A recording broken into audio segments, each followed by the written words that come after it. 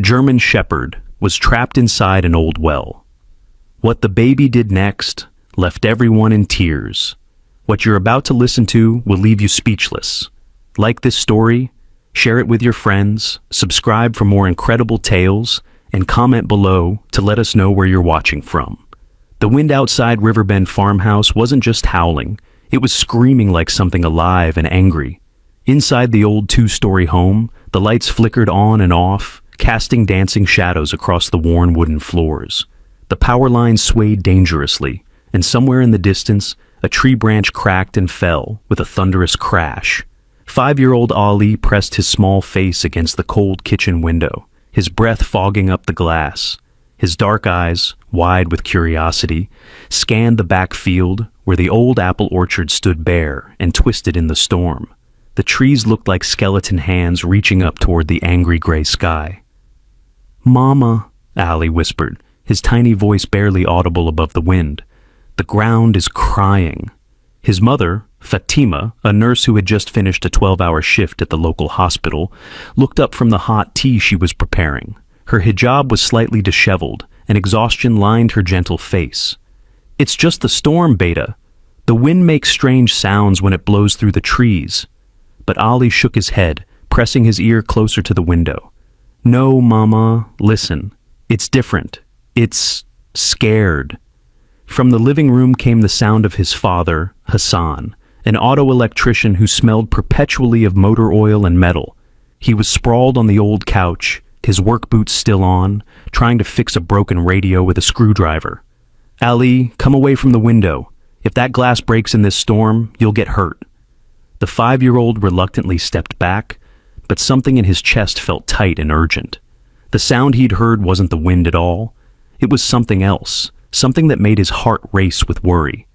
He couldn't explain it, but he felt it in his bones the same way he felt thunder before it rumbled. As if summoned by his thoughts, a faint, desperate bark echoed across the field. It was so quiet that it almost disappeared beneath the storm, but Ollie's sharp ears caught it. His head snapped toward the sound, and his small hands pressed against the glass again. "There!" he exclaimed, pointing toward the darkness. "Did you hear that?" Fatima paused, holding her steaming mug halfway to her lips. She listened carefully, her nurse's instincts making her alert to any unusual sounds. Hassan also stopped fiddling with the radio, his head tilted. For a moment, there was only the wind. Then, carried on a gust that rattled the windows, came another sound, weak, echoing, and desperate, a bark that seemed to rise from deep underground. "What in the world?" Hassan muttered, standing up and walking to the window beside his son. Ali's small hand grabbed his father's rough, calloused fingers. "Baba! Something's down there. Something needs help." The bark came again, and this time it was unmistakable. It wasn't coming from ground level. It was coming from below, deep below, with an echo that suggested a hollow space underneath the earth. Hassan's face grew serious. He knew this property better than anyone. His grandfather had owned this farmhouse, and there were stories. Old stories about wells and underground chambers that had been covered and forgotten over the years. "We'll check it out tomorrow when the storm passes," Hassan said firmly. "It's too dangerous tonight." But Ollie wasn't satisfied with that answer. As his parents prepared for bed, checking the windows and securing anything that might blow away in the wind, the little boy lay on his small bed, staring at the ceiling. Every few minutes, when the wind died down just enough, he could hear it again, that desperate echoing bark that seemed to call directly to his heart. Unable to sleep, Ali slipped out of his bed and tiptoed to the heating vent in his bedroom floor. He pressed his ear to the metal grating, listening carefully. What he heard made his blood run cold. Splash, splash, splash. It wasn't just barking, there was water down there, water that was moving, sloshing around. And something was in that water, trying to stay afloat. Ali's mind raced. He thought about the stories his grandfather used to tell, about the old wells on the property. Deep stone wells that had been covered over when modern plumbing was installed. But what if one of those covers had rotted away? What if something had fallen through? The 5-year-old crept to his toy box and pulled out his favorite flashlight, a small, bright LED light that his father had given him for camping trips. He also grabbed Buddy, his stuffed lion that went everywhere with him. Buddy was golden and soft, with a wise expression that always made Ollie feel braver. Moving as quietly as a mouse, Ollie snuck through the house toward the back door. The storm was still raging outside, but it had calmed down enough that the rain was steady rather than torrential. He knew he wasn't supposed to go outside alone, especially at night, but something deep in his chest told him that waiting until morning might be too late. He slipped on his small rain boots and opened the door just wide enough to squeeze through. The cold air hit his face like a slap, and the rain immediately soaked his pajamas. But Ollie pressed forward, following the sound that seemed to pull him like a magnet toward the back of the property. His flashlight beam danced across the muddy ground as he walked, illuminating puddles and fallen branches. The apple orchard loomed around him like a forest of ghosts, and every step took him further from the safety of his house. Then his light caught something that made him stop in his tracks. About 50 yards from the house, partially hidden by overgrown weeds and fallen leaves, was a perfect circle of mossy stones. In the center of the circle was what looked like old wooden planks, but they were rotted and sagging inward. One of the planks had already broken through, leaving a dark gap that seemed to swallow his flashlight beam. As Ollie approached the circle, the barking grew louder and more desperate. His small heart pounded as he knelt beside the opening and pointed his flashlight down into the darkness. The light seemed to fall forever before it finally illuminated something at the bottom, something that made Ollie gasp and nearly drop his flashlight. Two eyes, bright and terrified, stared back up at him from the depths. Below those eyes, he could see the dark shape of a large dog, standing on what looked like a narrow stone ledge that jutted out from the well wall, and all around the dog, black water reflected Ollie's light like a mirror. But what made Ollie's breath catch in his throat wasn't just the sight of the trapped animal. It was what he could see glinting on the dog's collar, a metal tag that caught his flashlight beam and threw it back up at him like a tiny star. The dog barked again, and this time, Ollie could hear the exhaustion and fear in the sound. The water level looked higher than it had been before, and the ledge the dog was standing on seemed to be getting smaller and smaller. "Don't worry," Ollie whispered down into the well, his young voice carrying clearly in the still air. "I'm gonna help you. I'm gonna get my mama and Baba." As if the dog understood him, it stopped barking and tilted its head, listening. In that moment of quiet, Ollie heard something that made his heart almost stop. From somewhere below the dog, even deeper in the well, came a different sound. It was weaker, smaller, and barely audible, but it was definitely there. Another whimper, another cry for help. The dog wasn't alone down there. Ollie's small hands gripped his flashlight tighter as he realized that what he'd discovered wasn't just one animal in trouble, it was a family. A family that was running out of time as the water continued to rise around them. Without wasting another second, Ollie turned and ran back toward the house, his small feet splashing through puddles as he raced to wake his parents. Behind him, the barking resumed, but now it sounded different. It sounded like hope. What Ollie didn't know was that his discovery would uncover secrets that had been buried for years, involve a mystery that would shake their small community, and require a kind of courage that no one would expect from someone so small. The storm was far from over, and the real rescue was just beginning. Back at the house, Ollie burst through the door, soaking wet and breathless. His parents were already awake, having noticed his absence and begun searching for him. "Ollie, where have you been?" Fatima cried, rushing to wrap her shivering son in a warm towel. "Mama, Baba, you have to come. There's a dog in the old well, and it's drowning. And there's something else down there too, something smaller." Hassan grabbed his boots and jacket while Fatima quickly dressed Ali in dry clothes. The urgency in their son's voice was unmistakable, and both parents knew their boy well enough to trust his instincts. "Show us," Hassan said simply. The three of them hurried back across the muddy field, Hassan carrying a powerful work flashlight and Fatima bringing a first aid kit out of habit. When they reached the circle of stones, Hassan's face went pale. "This is the old Hartman well," he said quietly. "My grandfather told me it was sealed up decades ago." He shined his light down into the depths, and immediately they could all hear the desperate barking echoing up from below. The beam illuminated the German shepherd, who was indeed standing on a narrow ledge with dark water swirling around it.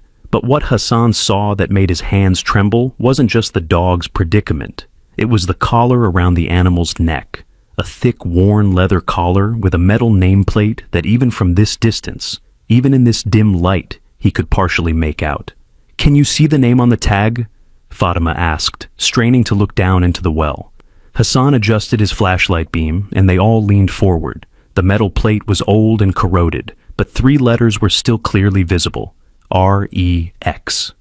"Rex," Ali whispered, and as if responding to his voice, the German Shepherd looked directly up at them and gave a single, hopeful bark.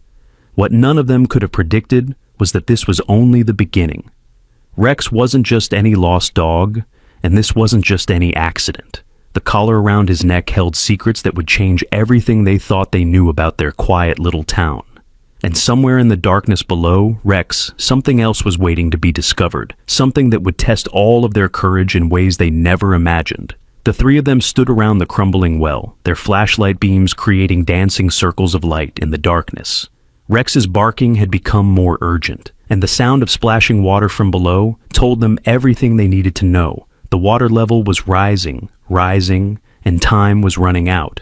Hassan knelt beside the stone rim of the well, testing its stability. The ancient stones were solid, but the wooden cover that had once protected the opening was completely rotted through. One section had already collapsed inward, creating the gap that Rex had fallen through. "How deep do you think it is?" Fatima asked, her voice tight with worry. Hassan shined his light straight down, trying to judge the distance. 40 feet, maybe 50. The ledge Rex is standing on looks like it's about halfway down. Ali crouched beside his father, clutching Buddy tightly against his chest. "Baba, we have to get him out now. Look at the water." They could all see it. The dark surface of the water was definitely higher than it had been just minutes ago.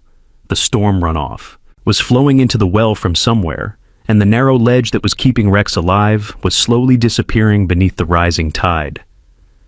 "I'm going to get rope from the shed," Hassan said, standing up quickly. "Stay here with Ali and keep talking to Rex. Let him know he's not alone." As Hassan jogged back toward the farmhouse, Ali lay flat on his stomach beside the well opening, his small voice calling down into the depths. "It's okay, Rex. We're going to help you. You're going to be safe." The German Shepherd's ears perked up at the sound of Ali's voice, and he gave a small whimper that sounded almost like gratitude. But as the minutes passed, they could see Rex struggling to keep his balance on the increasingly narrow ledge.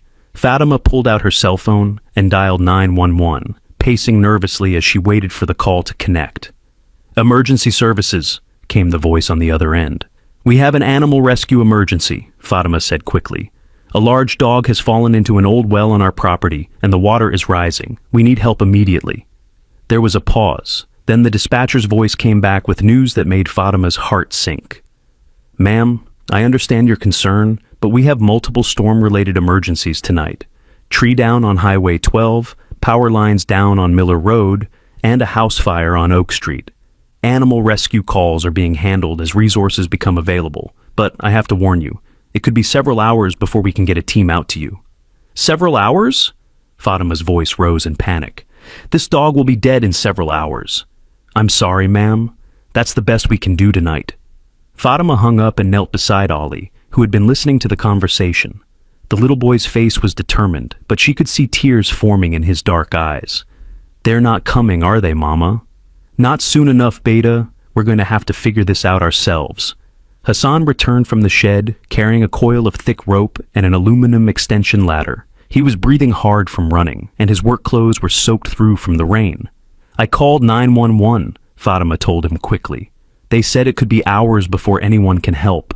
Hassan's jaw tightened. He looked down at Rex, who was now standing in water up to his chest, still holding on to the narrow ledge with his front paws. "Then we do this ourselves," he said simply. He uncoiled the rope and tied one end around his waist, then secured the other end around a solid apple tree about 20 feet from the well.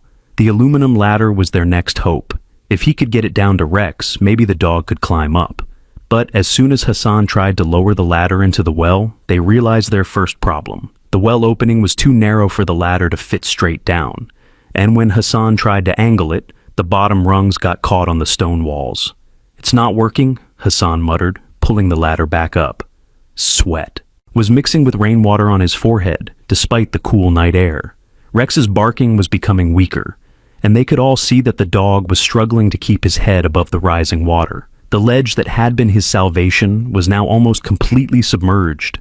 Ali watched his father struggle with the ladder, his small mind racing. There had to be another way. There had to be something they weren't thinking of. That's when he remembered the toy wagon in the garage, his red plastic wagon with the long handle that he used to haul rocks and sticks around the yard. But more importantly, it was the wagon that his father had attached an old garden hose reel to, so Ali could pretend to be a firefighter.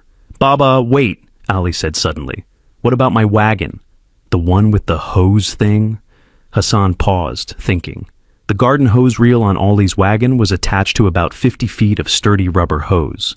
If they could combine that with the rope and maybe some extension cords. "Ali, you might be onto something," Hassan said, hope creeping into his voice. They ran back to the garage, where Ollie's red wagon sat in the corner. Hassan quickly unhitched the garden hose reel and began unrolling the hose, checking its length and strength. "This might actually work," he muttered. Back at the well, Hassan tied the rope to one end of the garden hose, then added 2 heavy-duty extension cords that he'd brought from his electrical work supplies.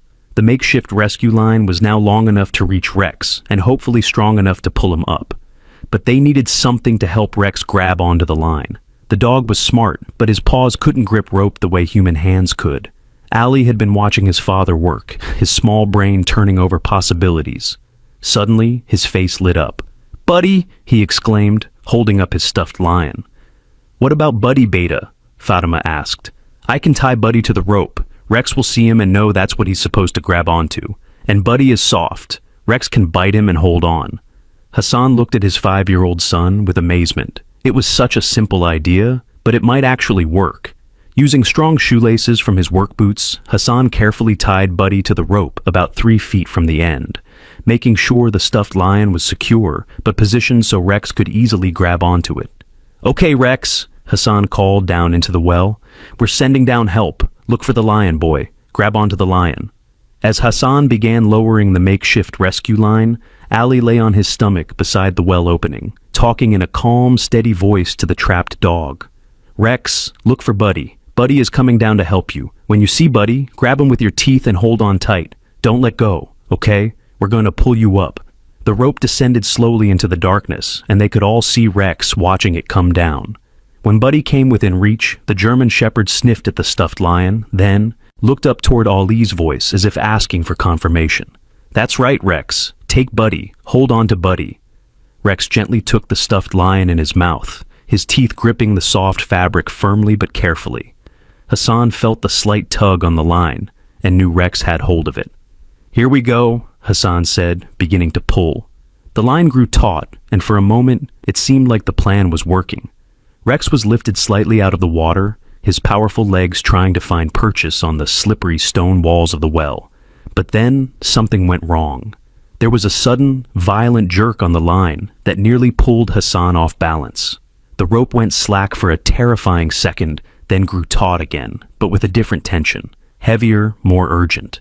"What happened?" Fatima cried.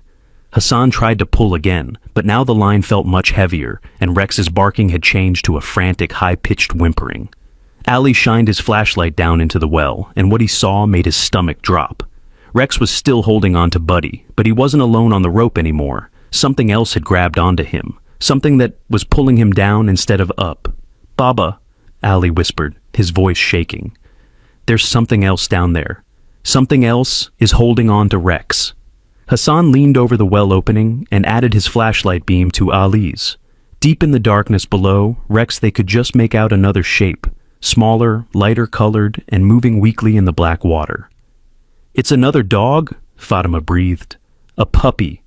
The puppy had somehow managed to grab onto Rex's hind leg and was holding on desperately, but its weight was making it impossible for Hassan to pull Rex up. The adult dog was caught between trying to save himself and trying to save the smaller animal that was depending on him. Rex looked up at them and whimpered, as if asking what he should do. His dark eyes seemed to be saying that he wouldn't leave the puppy behind, even if it meant they both drowned. Ali's heart broke as he watched the two animals struggling in the rising water. The ledge was now completely underwater, and Rex was paddling frantically to keep both himself and the puppy afloat. "We have to get both of them," Ali said firmly. "Rex won't come up without the puppy." Hassan's mind raced. The rope system they'd rigged could probably handle one dog, but two? And how could they get the puppy to hold on? That's when Ollie noticed something that made his blood run cold. As his flashlight beam moved across Rex's collar, he caught sight of something else. A second metal tag, smaller and older than the nameplate, partially hidden beneath Rex's thick fur. This second tag wasn't a simple pet ID. It was shaped like a badge, with numbers that were too far away to read clearly, but Ollie could tell it was official looking. It was the kind of tag that working dogs wore, police dogs, search and rescue dogs, or... Baba, Ali said slowly. I think Rex used to be a rescue dog. Hassan looked down at Rex with new understanding. That would explain the dog's intelligence, his response to commands, and his unwillingness to abandon the puppy. Rex wasn't just a pet. He was a professional, trained to save lives even at the cost of his own. The water was still rising and both dogs were getting tired. Rex's paddling was becoming more labored, and the puppy was barely managing to keep its head above water. They needed a new plan, and they needed it fast. But as Hassan prepared to try a different approach, something happened that changed everything. From somewhere in the darkness below, the two dogs came a different sound, not barking or whimpering, but something else entirely. It sounded like wood creaking and shifting, as if the structure of the well itself was changing. Hassan's flashlight beam caught something that made his heart stop. There, wedged between the stone walls about 10 feet below Rex, were several pieces of fresh lumber, boards that looked like they'd been recently placed there, not decades ago when the well was supposedly sealed. Someone had been down in this well recently. Someone had put those boards there on purpose. This well wasn't just covered and forgotten, Hassan said grimly. Someone has been using it. As if summoned by his words, they heard the sound of a car engine in the distance, coming up the long dirt road toward their farmhouse. Headlights swept across the field, much too early to be emergency services, and much too late to be a casual visit. Rex's barking suddenly changed from desperate to warning, and the hackles on his neck stood up even as he continued to paddle in the rising water. Someone was coming. Someone who might not want Rex and the puppy to be rescued. The mystery of the well was about to get much more complicated. The headlights grew brighter as the vehicle approached, and Hassan quickly turned off his flashlight, motioning for Fatima and Ollie to do the same. In the sudden darkness, they could hear Rex's labored breathing and the gentle splash of water as he continued to keep himself and the puppy afloat. "Who would be coming here at this hour?" Fatima whispered. Hassan's jaw was tight as he watched the lights sweep across their property. "I don't know, but something tells me we don't want them to know what we found." The car pulled up near their farmhouse and sat idling for several minutes. Through the rain, they could see it was a dark pickup truck with tinted windows. No one got out immediately, as if the driver was studying the house and the surrounding area. Ali pressed close to his father, clutching Buddy's rope in his small hands.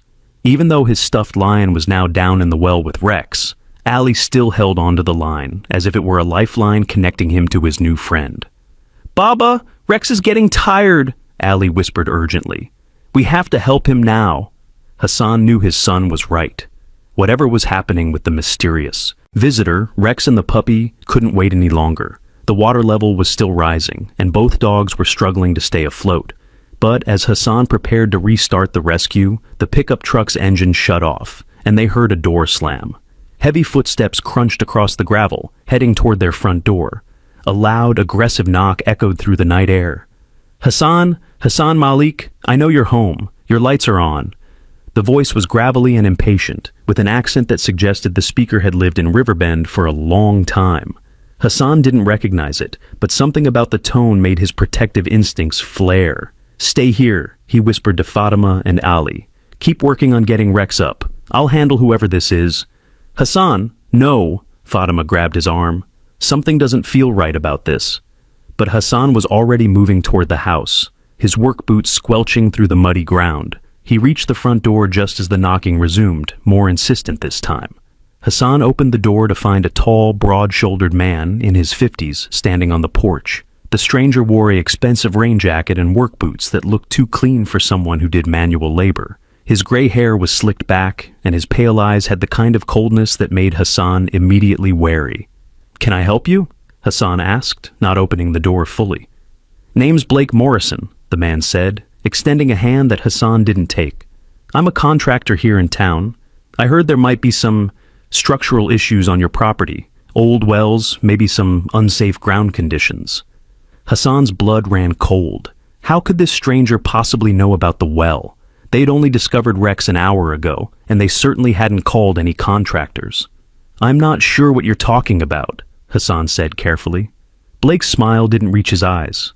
"Come on now, Hassan. Small town like this, word travels fast. Someone mentioned they heard some commotion out here tonight. Animal sounds, maybe? I just want to make sure everything is safe and secure." From the back of the property came a faint bark, Rex calling out desperately from the depths of the well. Blake's head turned toward the sound immediately, and Hassan saw something flicker across the man's face.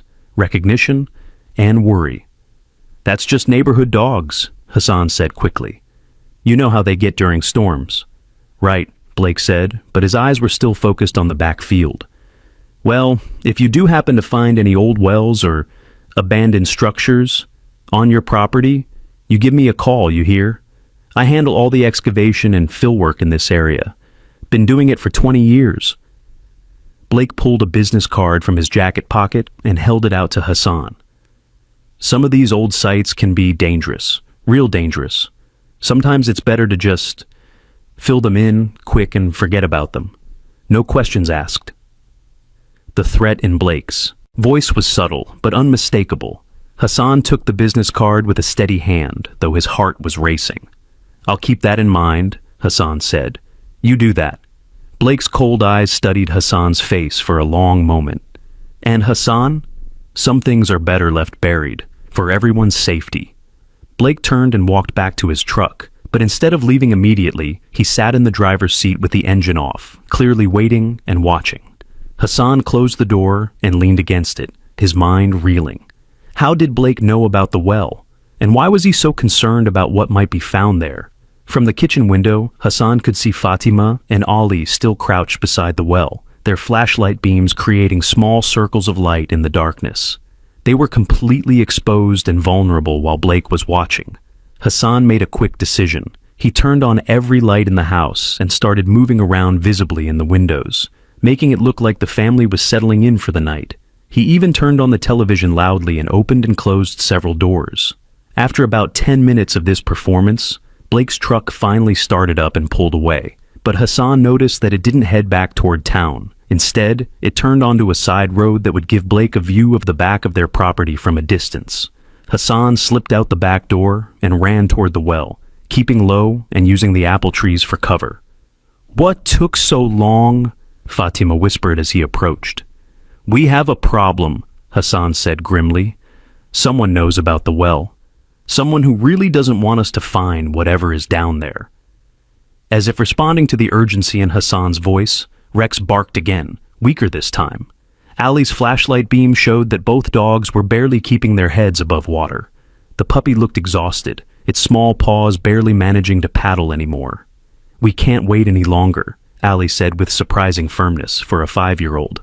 "Rex is trusting us. We have to try again." Hassan looked at his son's determined face and felt a surge of pride.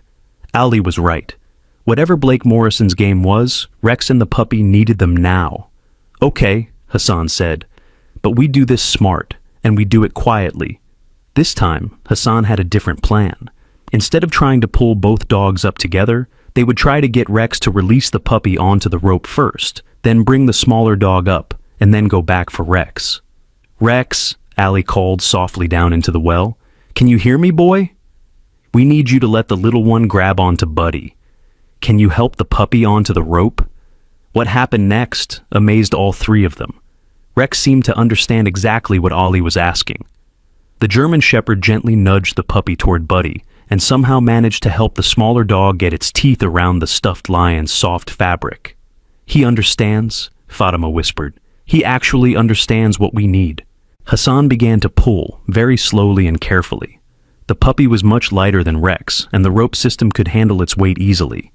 Inch by inch, the small dog rose out of the water. As the puppy emerged into their flashlight beams, they could see it was a golden retriever mix, probably only a few months old. It was soaked and terrified, but its eyes were bright and alert. "It's a baby," Ali breathed, reaching out as Hassan lifted the puppy clear of the well opening. The moment the puppy was safe, it began shivering violently. Fatima immediately wrapped it in her jacket, and the little dog snuggled against her warmth, whimpering softly. But their celebration was short-lived. Down in the well, Rex was now alone, and without the puppy to support, he was struggling even more to stay afloat. The water seemed to be rising faster now, and the German Shepherd's paddling was becoming increasingly desperate. "We have to get him now," Hassan said, lowering Buddy back down on the rope. But as Rex reached for the stuffed lion, something unexpected happened. The dog hesitated, looking not up toward them, but down into the darker depths of the well below him.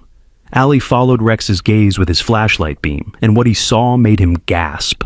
There, wedged behind one of the fresh wooden boards about 15 feet below Rex, was something that definitely didn't belong in an old well. It looked like a piece of fabric, bright orange fabric that stood out starkly against the dark stone walls. "Baba," Ali whispered, "there's something else down there, something orange." Hassan leaned over the well opening and added his flashlight to Ali's. The orange fabric was clearly visible now, and it looked deliberate, like it had been placed there, not fallen accidentally. But what made Hassan's heart race was the realization of what that orange fabric might be. In his work as an electrician, he'd seen enough safety gear to recognize high-visibility fabric when he saw it. The kind that rescue workers and emergency personnel wore. The kind that firefighters wore. "Rex," Hassan called down softly. "Come on, boy. Take Buddy. We'll figure out the rest later." But Rex was still hesitating, as if he knew that leaving meant abandoning whatever was hidden behind those boards. His intelligent eyes looked up at Hassan, then back down at the orange fabric, and he whined softly. It was then that Ollie noticed something else that made his stomach turn cold. On Rex's collar, that second metal tag was catching their flashlight beams, and now Ollie could make out some of the numbers. "Baba," Ali said urgently, "shine your light on Rex's collar, that little tag." Hassan focused his beam on the German Shepherd's neck, and they could all see it clearly now. The second tag wasn't just any badge. It was a small metal shield with the number 143 engraved on it. Fatima drew in a sharp breath. "That's not a pet tag. That's a service number." Hassan's mind raced. He'd lived in Riverbend his whole life, and he'd heard stories from the older residents about the town's small volunteer fire department. There had been a firefighter years ago, someone who'd gone missing during a rescue operation that had never been fully explained. What was the name? Hassan struggled to remember the details he'd heard his grandfather mention years ago. Something about a well collapse, a rescue attempt gone wrong, and a firefighter who'd simply vanished one night. The name came to him suddenly. Marco Santos. Firefighter Marco Santos, badge number 143, who disappeared 15 years ago while responding to an emergency call about someone trapped in an old well. This well. Rex belonged to Marco Santos, Hassan said quietly. Marco was the firefighter who went missing 15 years ago. Ali's young mind was putting pieces together faster than his parents realized. "Baba, if Rex belonged to a firefighter, and the firefighter was trying to save someone in this well, then Rex has been guarding this place," Hassan finished. "He's been coming back here, looking for his partner." The orange fabric behind the boards wasn't just safety gear, it was evidence. Evidence of what had really happened to Marco Santos all those years ago.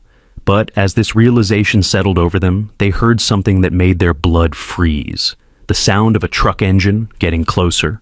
Blake Morrison was coming back, and this time he wasn't alone. They could hear at least 2 vehicles approaching through the storm. Rex seemed to sense the danger too. His barking became urgent and warning, even as he continued to struggle in the rising water. "They're coming back," Fatima whispered, clutching the rescued puppy tighter. Hassan made a split-second decision. They couldn't abandon Rex, but they also couldn't let Blake find them here. Whatever Blake was trying to hide, whatever had really happened to Marco Santos, it was worth killing for. "Ali," Hassan said urgently, "I need you to do something very important. Can you be brave for Rex?" Ali nodded immediately, his small face set with determination. "Take Buddy's rope and hide behind the big apple tree over there. Keep the rope tight, and if anything happens to me and Mama, you pull Rex up yourself. Can you do that?" "Yes, Baba." "And Ali," Hassan added, "if the bad men come, you and Rex run to Mr. Cole's house next door and call the police. Tell them about Marco Santos and badge number 143. Can you remember that?" Marcos Santos, badge 143, Ali repeated solemnly. The truck engines were getting louder, and they could see headlights sweeping across the field. Blake Morrison was definitely not alone this time, and from the sound of it, he'd brought help. Hassan and Fatima took positions on either side of the well, ready to defend their son and the trapped dog with their lives if necessary. The puppy seemed to sense the tension and burrowed deeper into Fatima's jacket, whimpering softly. Down in the eyes... Well, Rex's barking changed to a low, threatening growl. Even exhausted and fighting for his life, the German Shepherd was ready to protect the family that was trying to save him. The headlights were almost upon them now, and Hassan could hear multiple car doors slamming. Heavy footsteps were approaching through the muddy field, and voices were calling out through the storm.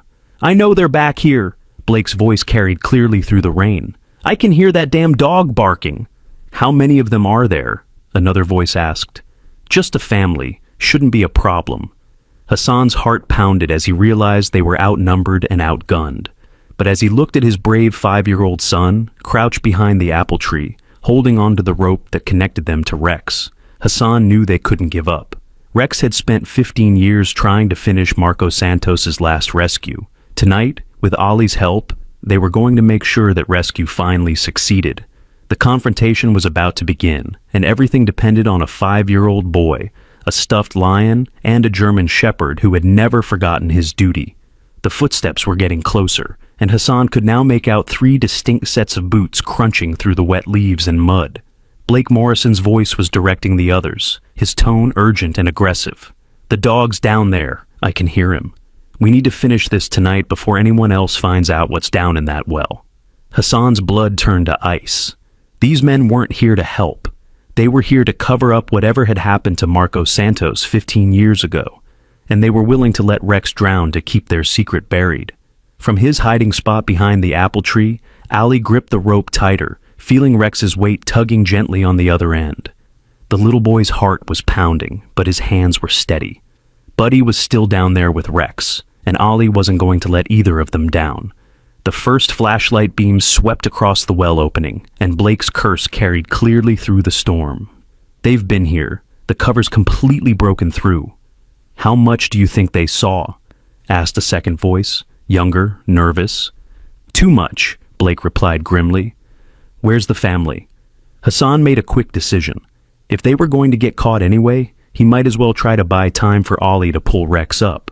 Standing up from behind the stone rim of the well, Hassan stepped into view of the approaching men. "You're trespassing on my property," Hassan called out, trying to keep his voice steady. Blake's flashlight beam immediately focused on Hassan's face, temporarily blinding him. Behind Blake, Hassan could make out 2 other figures, one tall and thin, the other shorter but powerfully built. "Hassan Malik," Blake said, walking closer. "I warned you to stay away from things that don't concern you. There's a dog down there who's going to die if we don't help him," Hassan replied. "That concerns me." Blake laughed, but there was no humor in the sound. "That dog should have died 15 years ago along with his owner. Would have saved us all a lot of trouble." The casual admission hit Hassan like a physical blow. Blake was confessing to being involved in Marcos Santos's death, and he clearly didn't care who heard him because he didn't plan on letting any witnesses live. "You killed Marcos Santos," Hassan said, not bothering to make it a question. "Marcos Santos was sticking his nose where it didn't belong," Blake replied coldly. "Just like you are now." From the well came Rex's desperate barking, weaker now, but still determined. The sound seemed to agitate Blake, who gestured impatiently to his companions. "Tommy, get the concrete mix from the truck. We're filling this well tonight and everything in it." The younger man, Tommy, hesitated. "Blake, there's a family here. Kids. This wasn't supposed to happen 15 years ago either," Blake snapped. But Marcos Santos couldn't leave well enough alone, and now history's repeating itself. "Sometimes you have to clean up messes, Tommy. That's what we do." Hassan's mind raced. If they were planning to fill the well with concrete tonight, Rex would be buried alive. And from Blake's tone, it was clear that Hassan and his family were considered loose ends that needed to be tied up. But Blake had made one crucial mistake. In his arrogance, he'd forgotten about Fatima, who was still hidden on the other side of the well. And he had no idea that Ollie was behind the apple tree with the rope that could save Rex. As Tommy reluctantly started walking back toward the trucks, Hassan caught a glimpse of movement from Fatima's position. She was pulling out her cell phone, trying to call for help. But Hassan knew that even if she could get through to 911, help wouldn't arrive in time. What did Marco find down there that was worth killing him for? Hassan asked, trying to keep Blake talking and distracted. Blake's cold smile widened. Smart question. Too bad you'll never get to use the answer. The third man, who had been silent until now, stepped closer to Hassan. He was built like a linebacker, with scarred hands that suggested he was used to violent work. Marco found the dumping site, Blake said conversationally, as if discussing the weather. See, 15 years ago, I had a very lucrative contract to dispose of some industrial waste, chemicals that were supposed to go to a proper disposal facility, but that would have cost my clients a fortune, so I found a better solution. Blake gestured toward the well. Old wells like this are perfect. Deep, isolated, forgotten. I'd been using this one for months before that damn firefighter got curious about reports of contaminated groundwater in the area. Hassan felt sick as the pieces fell into place. Blake had been illegally dumping toxic waste down the well, poisoning the groundwater. Marco, Santos had discovered the operation and confronted Blake about it. Marco came out here alone that night, Blake continued. Thought he was going to gather evidence and shut down my operation. Instead, he took a little tumble into his own investigation. You pushed him, Hassan said. I defended my business interests, Blake corrected. And then I sealed up the evidence. Would have stayed sealed too, if it wasn't for that damn dog. Rex's barking grew more urgent, as if he could understand what Blake was saying about his fallen partner. Rex has been coming back here for 15 years, Hassan realized, looking for Marco. Dogs, Blake said dismissively, stupid loyal animals, can't let go of the past. But as Blake spoke, Hassan noticed something that gave him hope. The rope that Ollie was holding was moving, not just swaying, but deliberately moving as if someone was climbing it. Rex was trying to save himself. Hassan needed to keep Blake distracted for just a few more minutes. The orange fabric down there, Hassan said. That's Marco's turnout gear. Part of it, Blake nodded. The rest of him is under about 6 feet of concrete at the bottom of this well. Has been for 15 years. The casual way Blake discussed murder made Hassan's stomach turn, but he forced himself to keep talking. Why didn't you kill Rex back then? Couldn't catch him, Blake admitted with annoyance. The dog ran off that night and went wild. I figured he'd die on his own, or someone would put him down as a stray. Never thought he'd keep coming back here. From behind the apple tree, Ali watched the rope in his hands grow taut. Rex was definitely climbing, using his powerful legs to walk up the stone walls of the well while pulling himself up on the rope. The stuffed lion buddy was still clamped firmly in the German shepherd's jaws. But Rex was exhausted, and his progress was slow. Ali needed to help. Very quietly, the 5-year-old began to pull on the rope, adding his small strength to Rex's efforts. The rope was rough in his hands, and it was heavier than anything Ali had ever tried to lift. But he gritted his teeth and kept pulling. Meanwhile, Fatima had managed to get through to 911, but she could barely whisper into the phone without being heard by Blake's men. Emergency operator. This is Fatima Malik on Rural Route 7, she whispered urgently. Men with guns are threatening my family. They've confessed to murdering firefighter Marco Santos 15 years ago. Badge number 143. Ma'am, I can barely hear you. Did you say Marco Santos? Yes, Fatima hissed. They're going to kill us and fill in the old well to hide the evidence. Send everyone. The operator's voice became much more alert. Ma'am, stay on the line. I'm dispatching multiple units now.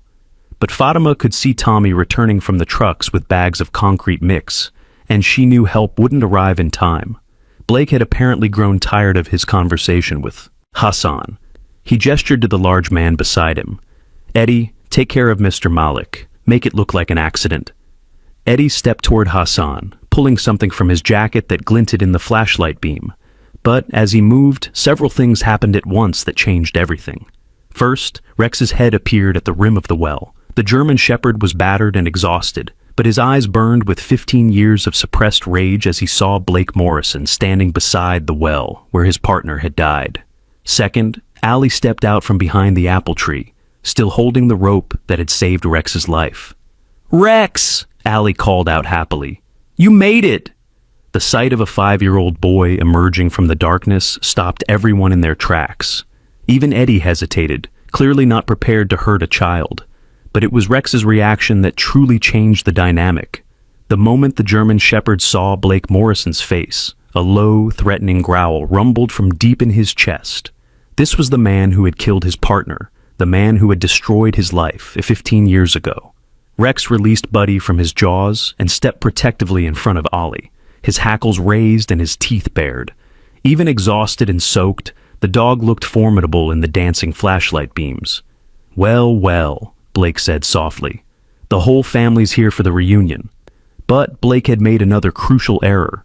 In focusing on Hassan and not noticing Ollie, he'd allowed Rex to escape the well. And Rex was no ordinary dog. He was a trained rescue animal with 15 years of anger and grief driving him. "Eddie," Blake ordered, "shoot the dog first, then the family." Eddie raised his weapon, but Rex was faster than any of them expected. The German Shepherd launched himself not at Eddie, but directly at Blake Morrison, 15 years of loyalty and rage propelling him through the air. Blake went down hard, his flashlight flying from his hands and his shouts of pain echoing through the storm. Rex's powerful jaws clamped down on Blake's gun arm, and the weapon went spinning into the darkness. "Get him off me!" Blake screamed, but Rex wasn't letting go. Eddie spun toward Rex, but Hassan was already moving. Years of physical work had kept Hassan strong, and the threat to his family gave him speed and determination he didn't know he possessed. He tackled Eddie before the man could take aim, and they both went down in the muddy ground, wrestling for control of the gun. Tommy dropped the concrete bags and ran. Apparently his loyalty to Blake didn't extend to a gunfight. But the tide had truly turned when Fatima emerged from her hiding spot with a heavy tree branch in her hands. The nurse who had spent years saving lives had no hesitation about protecting her family. "Stay down!" she shouted at Eddie, raising the branch threateningly. The sound of sirens in the distance told them that help was finally arriving, but the immediate crisis was already over. Blake was pinned beneath Rex, clutching his bleeding arm and moaning in pain. Eddie had given up his struggle with Hassan and was lying face down in the mud with his hands behind his head. Allie walked over to where Buddy lay in the muddy grass and picked up his stuffed lion, brushing off the dirt. "Good boy, Rex," Allie said softly, approaching the German Shepherd who was still standing guard over Blake. "You found the bad man who hurt your friend?" At the sound of Ali's voice, Rex's aggressive posture softened slightly. He kept one paw firmly planted on Blake's chest, but his tail gave a small, tired wag. The sirens were getting louder, and soon the field was filled with flashing red and blue lights as police cars and emergency vehicles surrounded the scene. But for Allie, the most important thing was that Rex was safe. As the police took Blake and Eddie into custody, Allie sat beside the exhausted German Shepherd and gently petted his wet fur. "You're a hero, Rex," Allie whispered, "just like your friend Marco." Rex leaned against the little boy who had saved his life, and for the first time in 15 years, the loyal dog finally allowed himself to rest. The long vigil was over, and justice was finally coming for his fallen partner. But as the authorities began to investigate the well and its dark secrets, they would discover that Marco Santos' story was far from over. Hidden in the depths where Rex had guarded it for so long was evidence that would expose a conspiracy much larger than anyone had imagined. The rescue was complete, but the real revelations were just beginning. Chief Elena Park of the Riverbend Fire Department arrived with the emergency crews, her face grim as she surveyed the scene. She was a woman in her early 40s, with graying hair pulled back in a practical ponytail, and she carried herself with the authority of someone who had seen too many tragedies in her career. When the dispatcher had mentioned Marco Santos and badge number 143, Elena had dropped everything and raced to the scene herself. Marco had been her mentor when she first joined the department, and his disappearance had haunted her for 15 years. Hassan Malik? She approached the family, who were now wrapped in emergency blankets while paramedics checked them over. "Yes, that's me," Hassan replied, still keeping a protective arm around Ollie. "I'm Chief Park. I understand you found something related to firefighter Marco Santos?" Allie looked up from where he was sitting beside Rex, who was being examined by a veterinarian who had arrived with the emergency crews. The little boy's eyes were bright with excitement, despite everything they'd been through. "Rex had Marco's badge," Allie said eagerly. "Number 143, and there's orange stuff down in the well where Marco is." Chief Park knelt down to Ollie's level, her expression gentle but serious. "Can you tell me exactly what you saw down there, son?" Allie described everything in careful detail. The orange, fabric wedged behind the boards, the way Rex had seemed to know exactly where to look, and how the dog had been reluctant to leave without checking on whatever was hidden in the depths. Chief Park's jaw tightened as she listened. She'd suspected for years that Marco's disappearance wasn't an accident, but there had never been any evidence. Now, finally, they might have answers. "We need to get a dive team down there," she told the other officers, "and a crime scene unit. This is now a murder investigation." But the well rescue wasn't over yet. Chief Park's team had arrived with proper equipment: a tripod winch system, safety harnesses, and waterproof lighting that could illuminate the entire shaft. "We need to get someone down there to recover the evidence," Chief Park announced. "But it's dangerous. The water level is still rising, and we don't know how stable those boards are."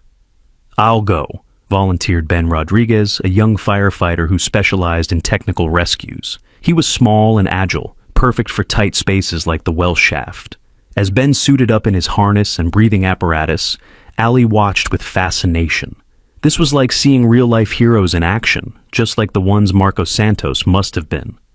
"Can I talk to Rex while you do the rescue?" Allie asked Chief Park. "I think he wants to help." Chief Park looked at the German Shepherd, who was sitting alertly beside Ali, despite his exhaustion. The dog's intelligent eyes were focused on the well opening, and his ears were perked forward as if he was listening for something specific. "You know what, son? I think that's a good idea. Rex knows this place better than any of us." As Ben was lowered into the well on the winch system, Ali knelt beside Rex and spoke to him in the same calm, steady voice he'd used during the rescue.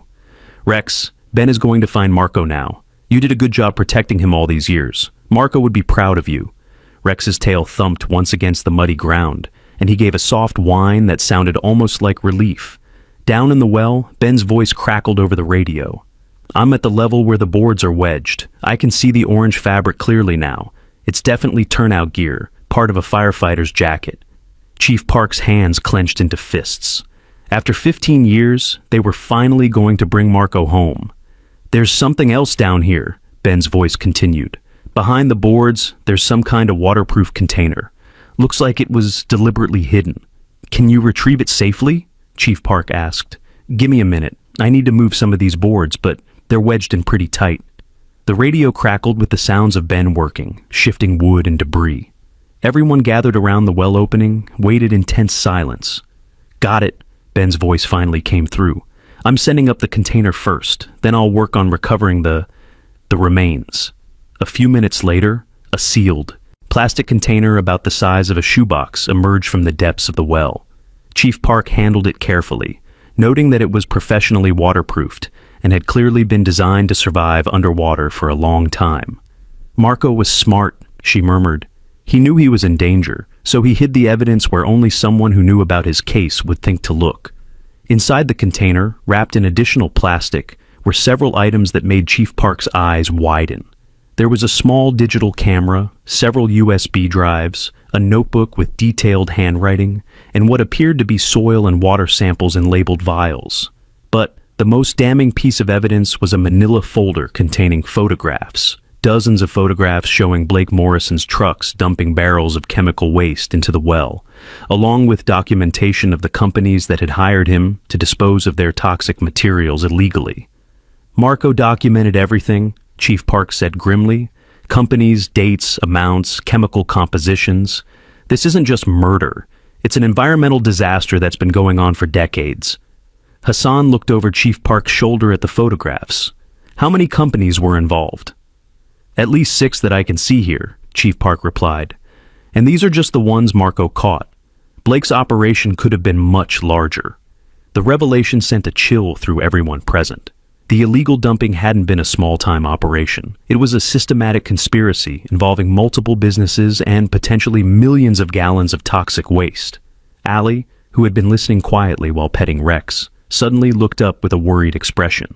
"Chief Park, if they put poison in the well, is Rex going to be okay? He was in that water for a long time." The veterinarian who had been examining Rex overheard Ali's question and approached the group. That's actually a very smart question, Dr. Sarah Chen said. I've been wondering the same thing. Rex is showing some signs that could be consistent with long-term chemical exposure, skin irritation, slight respiratory issues, and some digestive problems. Chief Park's expression darkened further. Blake's poisoning didn't just kill Marco. It's been slowly killing Rex for 15 years. The thought of the loyal dog suffering from the same chemicals that had been used to cover up his partner's murder was almost too much to bear. Rex had not only lost his best friend, he'd been slowly poisoned by the very site he'd been guarding. Down in the well, Ben's voice came over the radio again. I've located the remains. It's definitely human, and there are still some pieces of firefighter gear attached. There's also something else down here. Looks like Marco was carrying some kind of evidence bag when he died. The evidence bag, when it was finally brought to the surface, contained even more documentation. Marco had been thorough in his investigation, and he'd suspected that his life was in danger. In addition to the hidden container, he'd kept backup evidence on his person. Among the items in the evidence bag was a small digital recorder. Chief Park's hands shook slightly as she pressed the play button. Marco Santos's voice, clear and determined, filled the air around the well.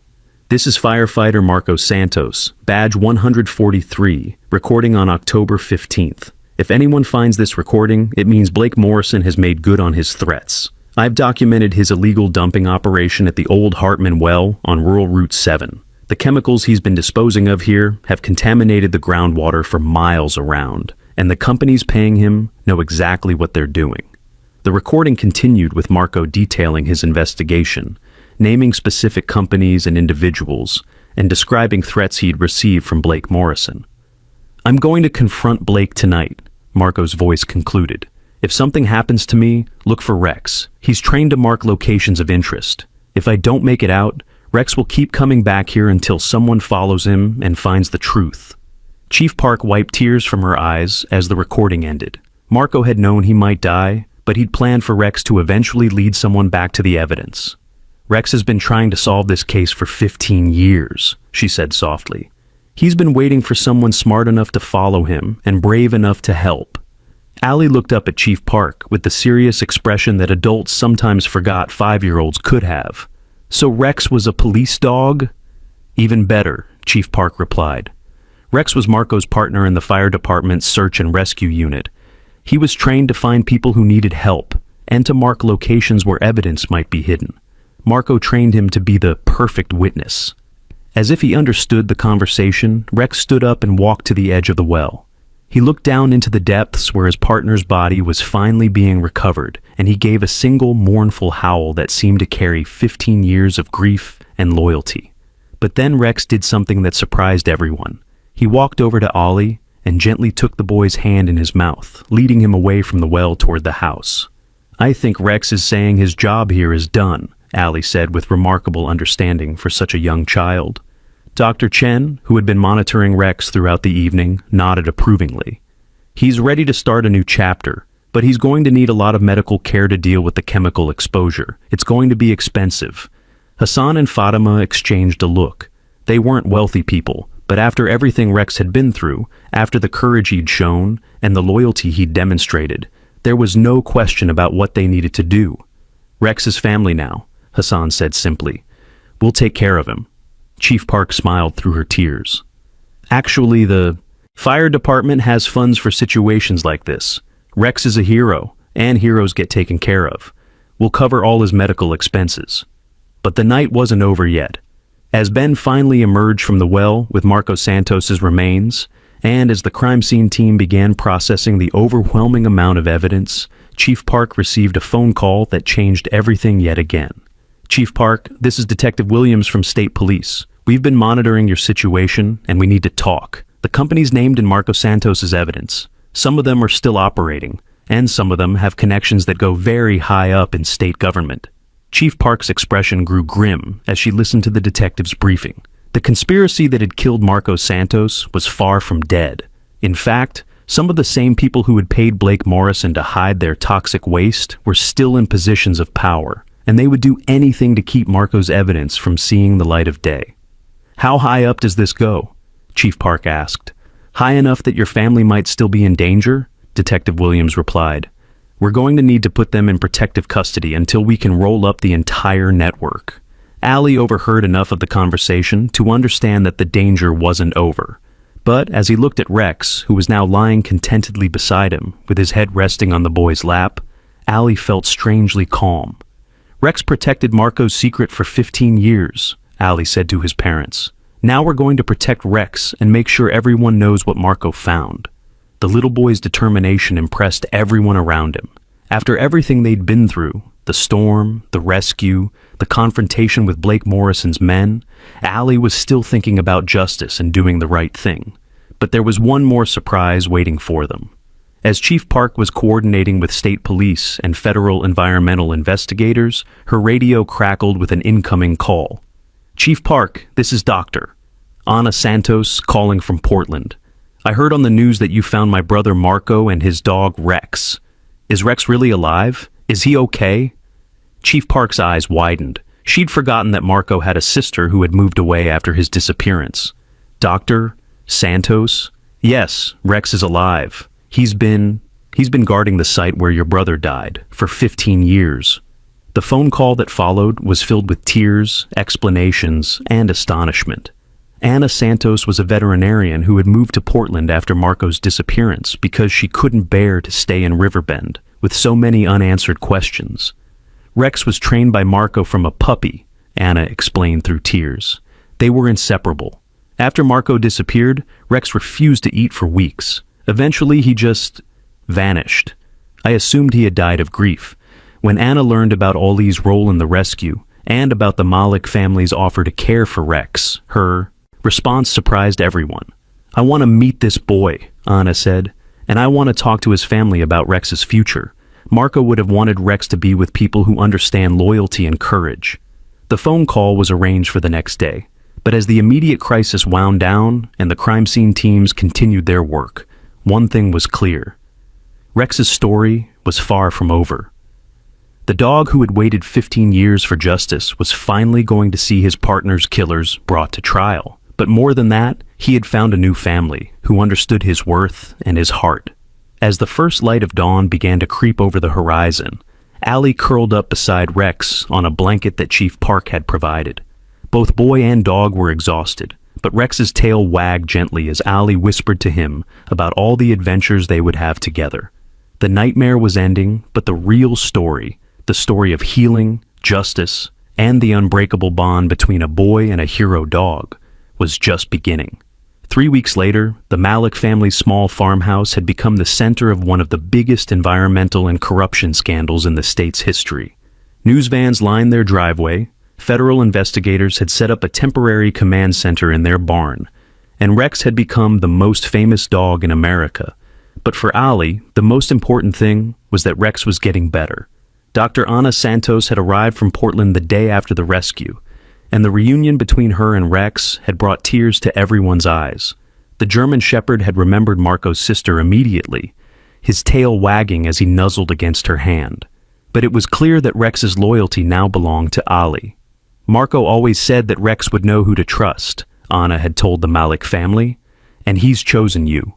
The conversation that followed had surprised everyone, especially Ali.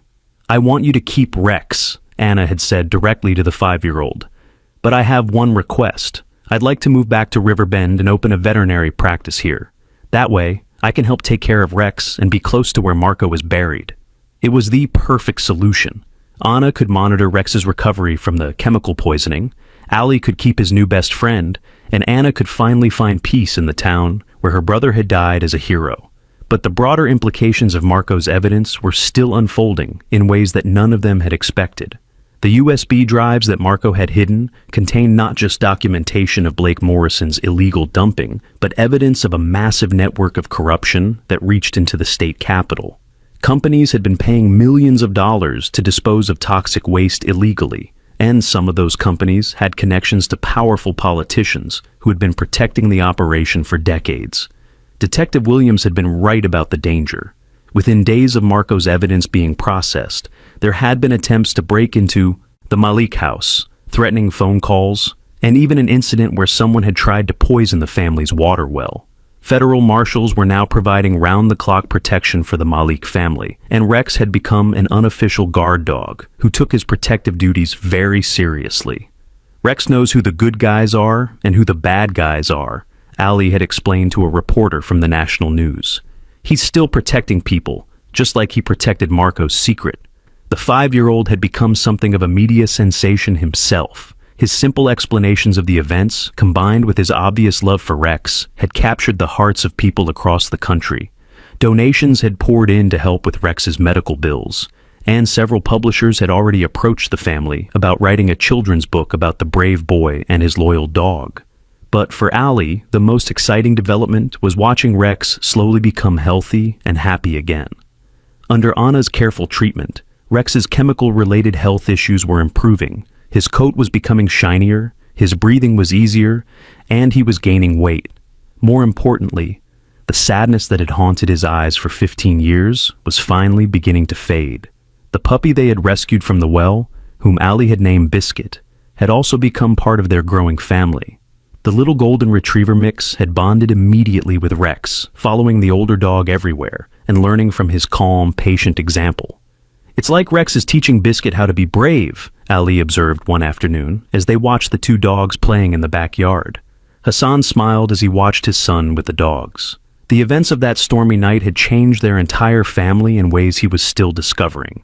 Ali had always been a thoughtful child, but his experience with Rex had given him a confidence and maturity that amazed his parents. "Baba," Ali said suddenly, "I want to be a firefighter like Marco when I grow up. And I want Rex to help me save people." "Rex will be pretty old by the time you're ready to be a firefighter, Beta," Hassan replied gently. Ali considered this seriously. "Then I'll train Biscuit to be a rescue dog too. Rex can teach both of us." It was during the 4th week after the rescue that the biggest surprise of all arrived in the form of a phone call from the governor's office. Chief Park had been coordinating with state and federal investigators as the corruption scandal continued to unfold. Blake Morrison had pled guilty to murder and environmental crimes in exchange for testimony against the larger network. His cooperation had led to arrests of corporate executives, state environmental officials, and even a state senator who had been taking bribes to prevent investigations. The governor wants to present Rex with the state's highest honor for civilian service, Chief Park told the Malik family. There's going to be a ceremony at the Capitol with full media coverage. But Ali had a different idea. "Can we have the ceremony here instead?" the 5-year-old asked. "Rex doesn't like crowds, and this is where he did his brave work. Marco is buried here now too." The request was so simple and so pure that it caught everyone off guard. But after some discussion, the governor agreed. The ceremony would be held at the Riverbend Fire Department, with Marco Santos's grave nearby and Rex's well within sight. The day of the ceremony dawned bright and clear, a perfect autumn morning that seemed designed for celebration. The fire department's small parking lot was filled with officials, media, and community members who had come to honor both Marco Santos and the dog, who had never forgotten him. Rex wore a special collar for the occasion, his old working collar that Anna had kept all these years, now polished and bearing both his original service tags and a new medal that identified him as a state hero. Governor Patricia Hayes, a silver-haired woman with a warm smile, knelt down to Rex's level as she prepared to present the award. "Rex," she said seriously, 15 years ago, you and your partner Marco Santos were working to protect the people of this state from environmental criminals. When Marco was murdered, you never gave up. You kept his secret safe, and you waited for someone brave enough to help you finish the job." Rex sat perfectly still, his intelligent eyes focused on the governor as if he understood every word.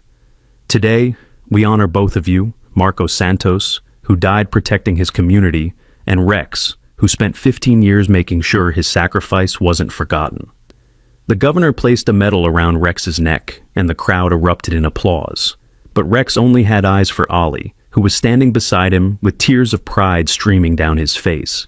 As the formal ceremony concluded, Chief Park stepped forward with an announcement that surprised everyone. "Rex's story has inspired people across the country," she said, "and it's inspired us here in Riverbend to create something special. With donations from around the world, we're establishing the Marco Santos Memorial Search and Rescue Training Center right here on the Malik family's property. The plan, Chief Park explained, was to build a state-of-the-art facility where search and rescue dogs could be trained using the methods that Marco had developed with Rex. The center would be located near the well where Marco had died, turning the site of tragedy into a place of hope and healing. And we want Ollie and Rex to be our first official training team, Chief Park added. When Ollie is old enough, of course. Allie's face lit up with joy. Can Biscuit be in training too?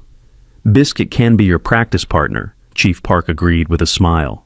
After the ceremony, as the crowds began to disperse and the media packed up their equipment, Allie sat quietly with Rex beside Marco's grave.